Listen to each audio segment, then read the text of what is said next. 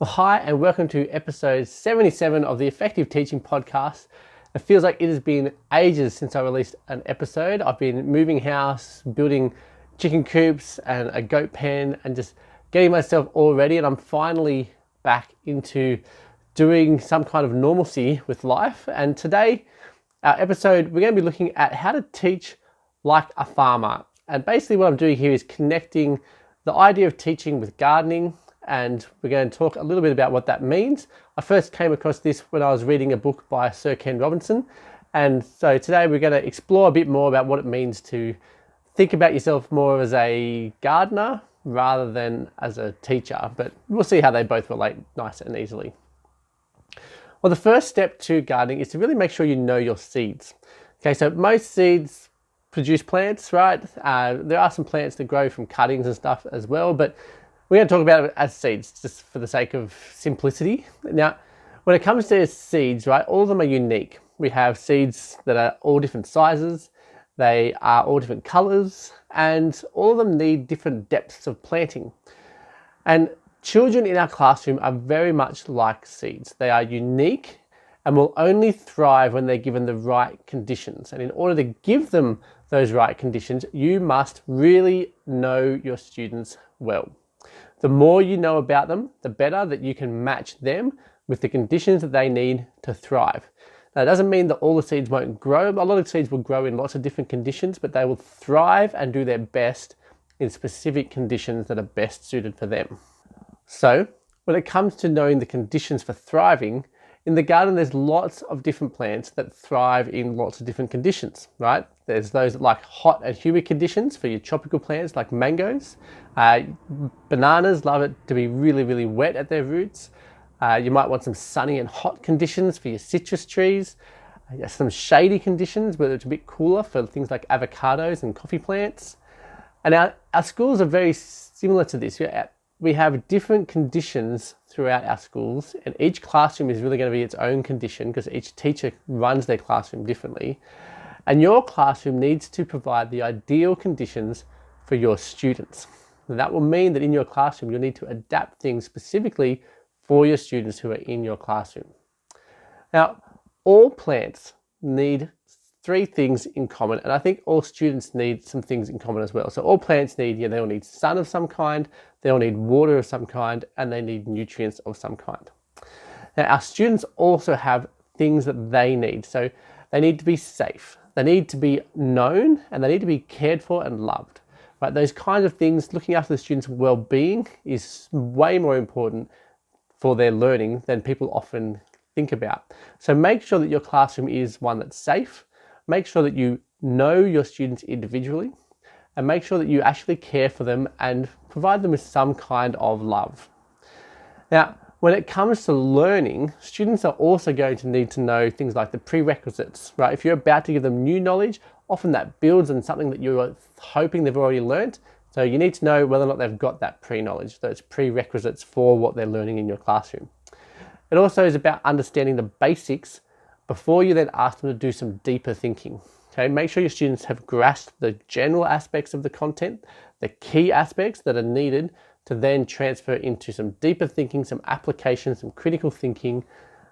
You need to make sure you progress them through that, and Bloom's taxonomy can be really helpful for that. You also need to make sure your students have knowledge of where they're going and what it looks like when they get there.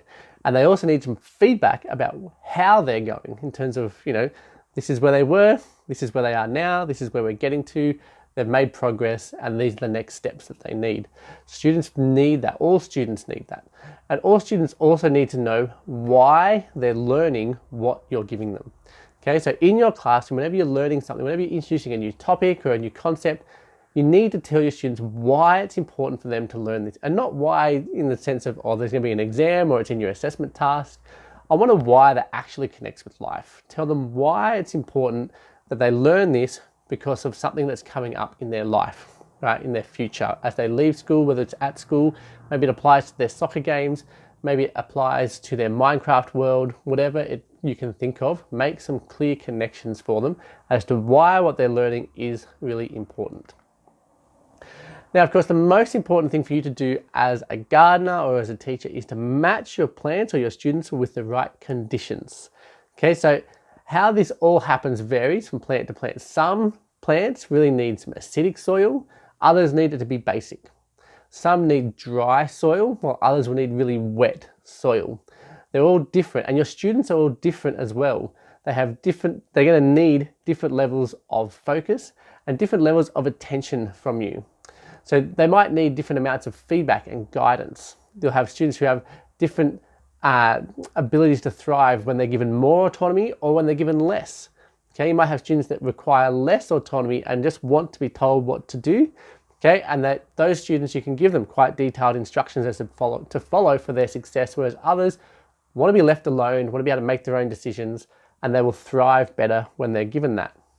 Some students may even prefer to watch a video, to discuss the topic maybe with a friend, or to read about it in a book. And they might thrive more by writing an essay, or they might thrive more by solving a problem, or by building a car, right? Lots of different ways that you can allow your students to thrive. And by getting to know them, you're setting yourself up well to be able to give them the conditions that they need so that they thrive to their maximum.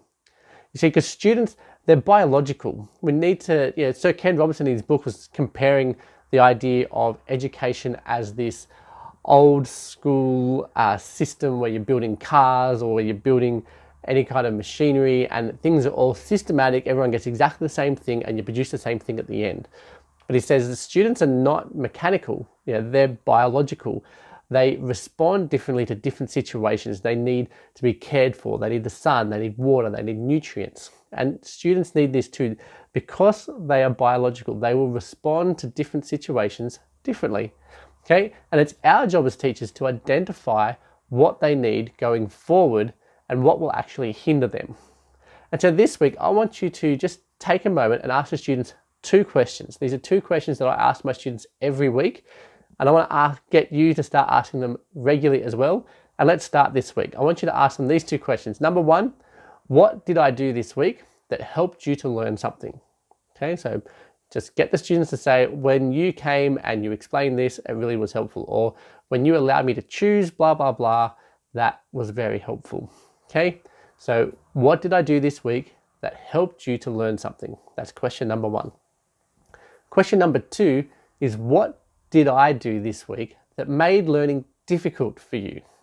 Okay, because there's going to be things that you've done as a teacher, and I know there were things that I did as a teacher that students really didn't like. I remember I had one student in my year 12 class who really hated the autonomy aspect, and I needed to really give her more clear instructions about what to do step by step. It wasn't that she couldn't do things on her own, she just really wanted to make sure that she was following a kind of a guided system to make sure that she was covering everything she needed to cover and that she was preparing herself as best as she could for what she needed to know. But there were other students in my class who were loving the fact that they got lots of autonomy and choice. And so it was good to get that feedback and then for me to adapt things to give the conditions that best enabled those students to thrive, even though there were different conditions. And so I can set my classroom up to have different conditions for different plants or different students so that they grow and thrive in my environment that I'm providing.